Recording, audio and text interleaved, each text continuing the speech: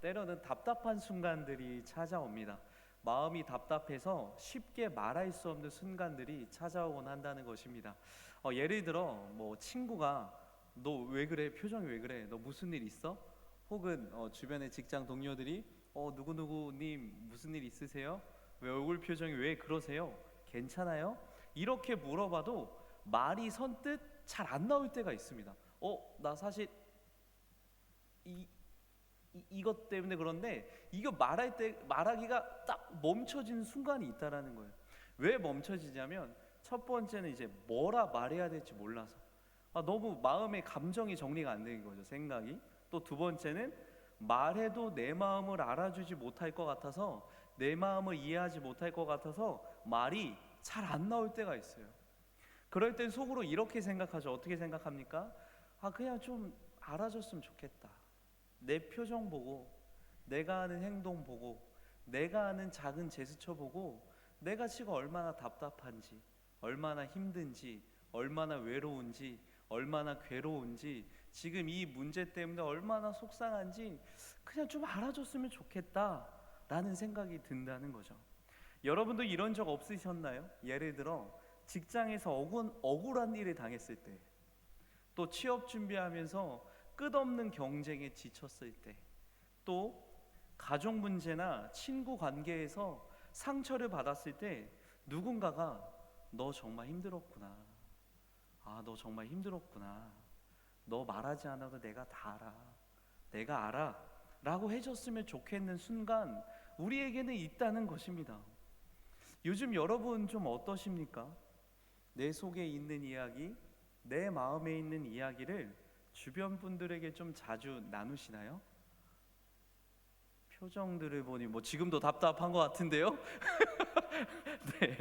혹은 내 마음을 터놓을 수 있고 말할 수 있는 그런 좀 대상이 있으신가요? 바로 옆에 계시는 것 같은데요?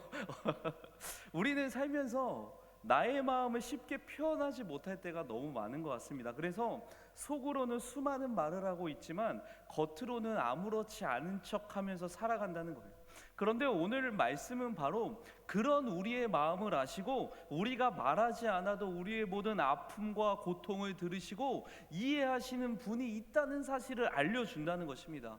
그분이 바로 누구냐? 우리의 대제사장이신 예수님인 줄 믿습니다. 그래서 오늘 1절 말씀에 보면 성경은 이렇게 말씀하고 계시는데, 우리 화면을 보고 같이 한번 읽어보겠습니다. 지금 우리가 하는 말의 요점은 이러한, 화면이 안 나오면 성경책 보고 읽어주세요. 히브리서 8장 1절입니다. 지금 우리가 하는 말의 요점은 이러한 대제사장이 우리에게 있다는 것이라. 그는 하늘에서 지극히 크신 이의 보좌 우편에 앉으셨으니. 여러분 보십시오. 지금 우리가 하는 말의 요점은, 이 말이 무슨 뜻입니까? 바로 이 히브리서를 쓴 기자가 히브리서 1장부터 8장까지 썼던 이 글의 핵심, 내가 이 글을 왜 썼냐, 이 글의 핵심, 하고 싶은 말의 요점은 바로 무엇이다? 이러한 대제사장이 우리에게 있다는 거예요. 이러한 대제사장이 우리에게 있는데, 이러한 대제사장은 바로 예수님입니다. 그러니까 히브리서를 쓴 기자는 지금까지 긴 이야기를 했지만 핵심은 단 한 가지라는 거예요. 우리에게는 예수님이라는 완전한 대제사장이 있다. 그러면 대제사장은 어떤 역할을 하는 사람이냐면, 여러분 이스라엘의 새해 있잖아요. 한 해의 첫날은 바로 9월 25일입니다. 그러니까 9월 25일이 이스라엘의 새해예요. 그래서 이스라엘 백성들은요, 새해가 되면 하는 것이 있는데 바로 한 해의 시작과 함께 열흘 동안 회개의 기간을 보냅니다. 그리고 이 회개 기간의 마지막 날이 바로 대속제일, 들어보셨나요? 대속제일이라고 해서 히브리어는 욤 키푸르라고 하는데 바로 10월 4일입니다. 히브리어로 욤은 날을 뜻하는 거고 키푸르는 덮다라는 뜻인데, 한마디로 죄가 덮여지는 날, 죄로부터 면제받는 날, 대속제일이라는 것입니다. 그래서 이 대속제일에는요, 온 이스라엘 백성이 금식하며 회개합니다. 그러면 그때 대속제일에 대제사장은 무엇을 하냐면 지성소에 들어가서 이렇게 금식하며 회개 기도하고 있는 이스라엘 백성을 대표해서 하나님께 우리 백성들의 죄를 용서해 달라고 번제를 드립니다. 번제를 드려요. 그래서 한번 눈으로 보십시오. 3절을 보면은 대제사장마다 예물과 제사 드림을 위하여 세운 잔이라고 되어 있죠. 그러면 하나님께서 이스라엘 백성들의 죄를 용서해 주시고 이들은 회개의 속죄의 기쁨을 가지고 다시 한 해를 시작한다는 것입니다. 그래서 여기서 알 수 있는 대제사장의 중요한 역할이 무엇이냐? 따라해 보겠습니다. 중재자라는 거예요. 그러니까 이스라엘 백성들과 하나님과의 관계가 끊어지지 않도록 중간에서 관계를 이어주는 역할을 바로 누가 했다?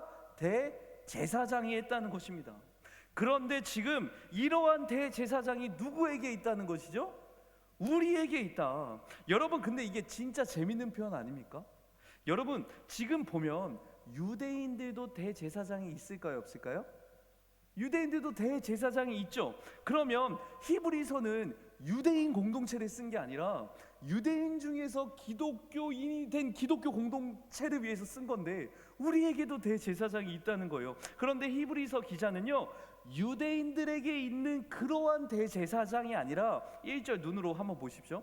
1절 말씀의 후반절을 보면은 하늘에서 지극히 크신 이의 보좌 우편에 앉아있는 이 땅의 대제사장과는 비교할 수 없는 이러한 대제사장이 누구에게 있다? 우리에게 있다는 거예요. 예수 믿는 우리에게 있다는 것입니다. 그래서 2절 말씀에 이어서 이렇게 이야기를 하는데 같이 한번 읽어보겠습니다. 시작. 성소와 참 장막에서 섬기는 시라 주께서 세우신 것이요 사람이 세운 것이 아니니라. 여러분, 또 한 가지 재밌는 사실은 유대인들의 대제사장은요 레위 지파 출신만 가능합니다. 그런데 우리 예수님은 어느 지파일까요? 입에 지퍼를 잠그셨네. 지파를 물어보니까 어느 지파 출신이냐? 바로 유다 지파입니다. 유다 지파. 그러면 현실적으로 예수님이 대제사장이 되는 게 가능해요, 불가능해요? 불가능합니다. 그러면 무슨 말이 되냐면 이 땅에서는 대제사장이 될 수 없는 혈통이 대제사장이 되었다는 건 누가 세웠다는 거예요? 사람이 세운 게 아니라는 거예요. 하나님이 세우셨다는 거예요. 하나님이 직접 세우셨다는 것입니다. 하나님께서 우리와의 관계가 끊어지지 않도록, 하나님과 우리 사이의 관계가 끊어지지 않게 하기 위해서 예수님을 직접 세우셨다라는 거예요. 그래서 히브리서 7장 11절 말씀을 한번 보면 우리 예수님은 누구의 반차를 따른다고 되어 있죠? 멜기세덱의 반차. 반차는 뭘까요? 연차 말고 반차, 이런 거 아닙니다, 여러분. 반차는 뭐냐면 방법, 형식이란 뜻이에요. 방법, 형식이란 뜻인데, 그러니까 여러분, 당시 유대인들의 머릿속에는 멜기세덱이라는 신화적인 인물이 있었거든요. 그러니까 우리나라에 무슨 신화가 있죠? 단군 신화. 단군 신화가 있듯이 유대인들에게는요 멜기세덱이라는 신화적인 인물이 있었어요. 그런데 이 멜기세덱은요 한마디로 말씀드리면 누가 세웠는지 모르는 대제사장이에요. 그러니까 누가 세웠는지 모르는 대제사장. 그러니까 레위 지파가 대제사장 역할을 하기 이전부터 단군처럼 대제사장의 시작이 있었는데 그게 바로 누구다? 멜기세덱이라는 그냥 신화적인 인물이 있었다라는 거예요. 그런데 이 멜기세덱은요 누가 세웠는지 알 수 없어요. 다만 알 수 있는 한 가지 사실은 무엇이냐? 사람이 세우지 않았다라는 거예요. 그러니까 땅으로부터 출발하지 않고 시작은 알 수 없으나 사람에 의해서 세워지지 않은 그 멜기세덱의 방법, 그 멜기세덱의 형식을 따라서 우리 예수님도 그렇게 사람으로 세워진 게 아니라 하나님께서 세우신 그러한 분이라는 거죠. 그래서 5절 말씀 또 한번 읽어보겠습니다. 준비 시작. 그들이 섬기는 것은 하늘에 있는 것의 모형과 그림자다. 여기까지만 읽을게요. 그러니까 뭐라고 얘기해요? 그들은 누구죠? 유대인들이 섬기는 것은 하늘에 있는 것의 모형과 그림자에 불과하다. 그러니까 유대인 너희들의 대제사장이 원조가 아니라, 유대인 너희들이 섬기고 있는 그 대제사장이 시작이 아니라, 너희들의 대제사장은 대제사장의 역할만 감당할 뿐이라는 거예요. 역할만 감당할 뿐이다. 한마디로 유대인들의 대제사장보다 우리 예수님이 어떤 분이라는 거예요? 더 우월한 분이라고 지금 얘기하고 있는 것입니다. 그리고 또 3절을 보면 우리 또 한번 읽어보겠습니다. 시작. 대제사장마다 예물과 제사들을 위하여 세운 자니 그러므로 그도 무엇인가를 드릴 것이 있어야 하느니라. 이거는 좀 띄워주시면 좋겠는데요. 대제사장마다 예물과 제사드림을 위하여 세운 자니 라고 할 때 앞에 대제사장은 누구를 지칭하냐면 유대인들의 대제사장을 지칭해요. 그럼 뒤에 있는 그러므로 그도 무엇인가 할 때 그는 누구냐면 바로 예수님입니다. 그러니까 지금 대제사장과 우리 예수님을 비교하고 있는 거예요. 그런데 제가요 이 헬라어 원문을 살펴보니까 놀라운 사실이 숨겨져 있더라고요. 지금 대제사장마다 예물과 제사드림을 위하려라고 할 때 이 드리다가요 시제가 현재 시제로 되어 있어요. 그러니까 레위 계통의 제사장들은요 이 대속죄일 날 드리는 번제 행위를 현재도 계속해서 지속적으로 해야 된다는 것입니다. 계속해서 피해 제사, 번제물이 있어야만 가능하다는 거예요. 누군가의 피 흘림, 누군가의 희생, 누군가의 어떠한 희생이 있어야지만 속죄가 가능하다는 것입니다. 그런데 여러분 뒤에 보시면 그도 무엇인가를 드릴 것이라고 할 때 이 드리다는요 부정 과거 시제로 되어 있더라고요. 그러니까 예수님이 드리는 제물은 이미 어떻게 됐다는 거예요? 과거에 지불이 끝났다는 것입니다. 더 이상 현재 지속되지 않아도 된다는 거예요. 그러니까 유대인들이 대속죄일 1년에 한 번 드리는 이 번제는 영원한 것이 아닙니다. 매년 1년에 한 번 백성들의 죄를 대신 책임질 짐승의 희생이 있어야 한다는 거예요. 그런데 우리가 믿는 대제사장이신 예수님은 그런 제물이 필요 없다는 것입니다. 왜 그럴까요? 이미 예수님께서 우리 죄를 위하여 자신을 하나님께 제물로 드렸기 때문에 라는 거죠. 그래서 4절 말씀에 보면 예수님은 율법을 따라 예물을 드리는 제사장이 아니다라는 것이죠. 그리고 우리 히브리서 7장 27절에도 이렇게 말씀하고 계시는데 우리 같이 한번 더 읽어보겠습니다. 시작.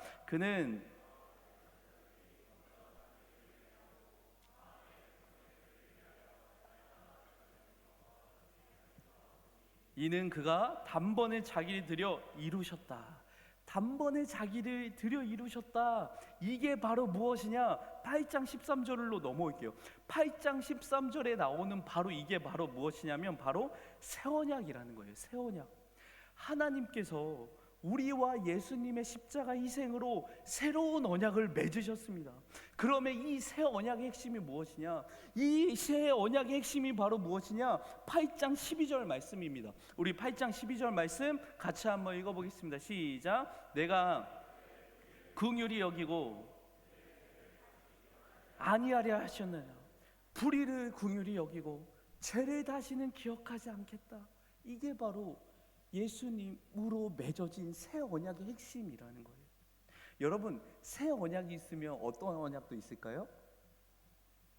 옛 언약도 있었겠죠, 그렇죠? 옛 언약. 바로 옛 언약에 나오는 옛 언약이 뭐냐? 7절 말씀 한번 보시면 저 첫 언약이 나오죠. 이게 바로 첫 언약이라는 거예요. 이건요 바로 모세 율법 언약을 의미합니다. 그런데 7절 말씀에 보면 이 첫 언약, 옛 언약이 어떻답니까? 무흠하였더라면. 이게 무슨 의미일까요? 여러분, 지금 율법이 흠이 있다는 말일까요? 없다는 말일까요? 이 말이 율법이 흠이 있다는 말일까요? 한번 생각해 봤으면 좋겠습니다. 여러분, 모세에게 율법을 누가 주셨죠? 하나님이 모세에게 주신 거예요. 그래서 율법 자체는 흠이 없습니다. 그럼 왜 무흠하였더라면, 그러니까 이 표현이 우리가 볼 때는 흠이 있는 말처럼 느껴지지만 왜 이런 표현을 쓰셨냐면, 여러분, 하나님께서 모세에게 왜 율법을 주셨습니까? 율법이 첫 언약이라고 했죠. 그러니까 한마디로 하나님은요 우리와 언약, 계약을 맺으신 거예요. 이 출애굽한 이스라엘 백성들을 향해서 이제 너희들은 이집트의 노예가 아니라 내 백성이다. 나 하나님의 백성이 바로 너희들이다. 그러니까 이제 이집트에서 따랐던 문화, 가치, 신념, 종교 다 버리고 내 말씀, 내 계명을 따라라. 그러면 나 하나님과 너희와 맺은 그 언약은 파기되지 않고 지속된다는 거예요. 여러분, 계약은 쌍방입니다. 한쪽만 지킨다고 해서 성립되는 게 아니에요. 핸드폰도 2년 약정해놓고 해지하면 뭐 묻습니까? 위약금 묻습니다. 그것처럼 구약의 하나님과 이스라엘 백성들하고도 계약 관계였다는 것입니다. 그 계약의 핵심이 율법을 인간에게 적용했더니 지금 어떻다라는 거예요? 100% 율법을 지킨 사람이 한 명도 없다는 것입니다. 그러니까 율법으로는 하나님과 맺은 그 계약 관계를 완벽하게 지킬 수 없다는 거예요. 그러니까 7절 말씀에 첫 언약이 무흠하였더라면, 이 말은요, 율법을 인간에게 적용했더니 그 율법에 견주어 볼 때 의인이 한 명도 없더라. 율법 자체는 흠이 없지만 율법으로는 하나님께 온전히 나아갈 수 있는 사람이 한 명도 없더라. 그래서 율법의 역할은 바로 무엇이냐? 인간의 연약함을 직시하게 되는 것. 그래서 율법은 우리에게 구원의 방법을 제시하지 못한다는 것입니다. 그래서 갈라디아서 3장 24절을 보면 또 이렇게 말씀하고 계시는데, 우리 같이 한번 읽어보겠습니다. 시작. 이같이 율법이 우리로 하여금, 그래서 율법은 우리를 그리스도께로 인도하는 교사가 될 뿐이라는 것입니다.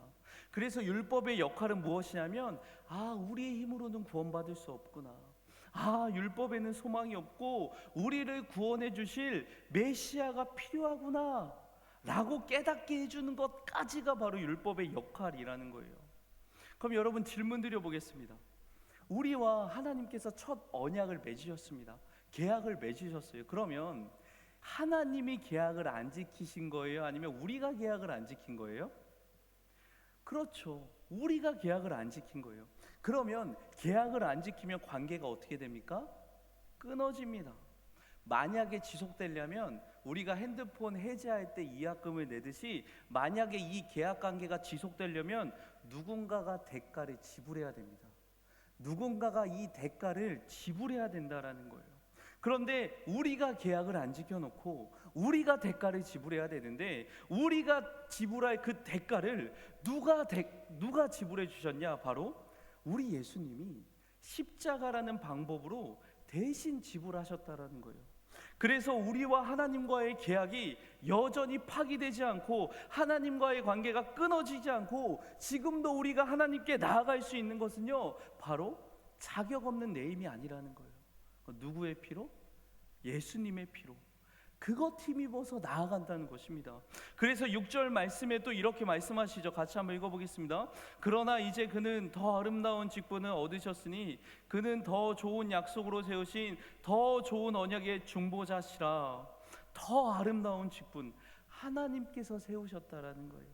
레위 지파처럼 사람의 혈통에 의해서 세워진 직분이 아니라는 것입니다. 그리고 더 좋은 언약의 중보자라는 말에는요, 두 가지 의미가 있는데, 첫 번째 의미는 중재자고요, 두 번째 의미는 보증인입니다. 여러분, 아까 대제사장은요, 중재자 역할을 하고 계십니다. 그래서 1절 말씀을 보면 우리 예수님 지금 어디에 앉아 계세요? 하늘 보좌 우편? 우편이라고 해서 우편함 이런 거 생각하면 안 돼요. 우편은 어디예요? 오른편입니다. 처음 한 청년들도 있었죠? 아니죠? 좌편, 이건 아셔야 돼요. 오른편에 앉아 계시는 거, 오른편에. 그러면 그 오른편에 앉으셔서 예수님이 대제사장으로서 앉아 계시는 거잖아요. 하나님이 계시고 우리 인간이 있고 우리의 중재자로서 예수님이 하나님 보좌 우편에 앉아 계셔서 중재자 역할을 하고 계세요. 그러면 그 자리에 앉으셔서 우리 예수님이 지금도 무엇을 하고 계시냐? 바로 7장 25절 말씀을 보면 성경은 예수님 이거 하고 계신다고 말씀하시는데, 제가 현대인의 성경으로 준비했거든요. 우리 앞에 한번 보고 같이 한번 읽어보겠습니다. 시작. 그러므로